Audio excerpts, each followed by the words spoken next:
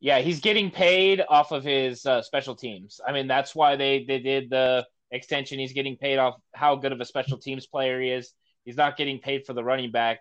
And the reason is because before last year, he wasn't much of a running back. He didn't really have any reps. He wasn't getting very many yards. So last year is kind of an anomaly, and you don't pay people big contracts off of 1 year successes.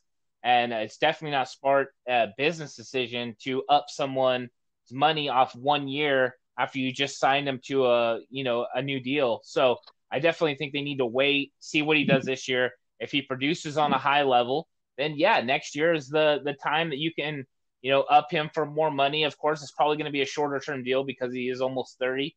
But then that's when Tevin Coleman's contract comes off the book. So now you have more money to play with.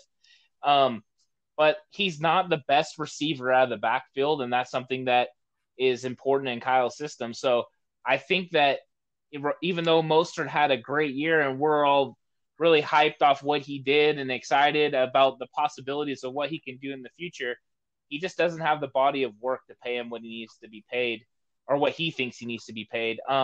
Tevin Coleman does have a body of work. That's why Tevin Coleman got the contract that he got, because coming in, he was very consistent in Atlanta and he was putting up good numbers. And if, Mostert does that, he'll be rewarded for it, whether it's in San Francisco or not, somebody will.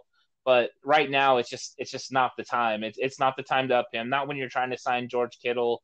Not when you're trying to win a Super Bowl. You can't make sure everyone on the team gets paid more. That's why when it's time to discuss their contracts, that's why we cheer for them to get as much as they can, because when you're in a contract, then hey, that's what you're stuck with. So he just had that big year, and now we got to see what happens in the future. But I don't think that it's time for him to get his money.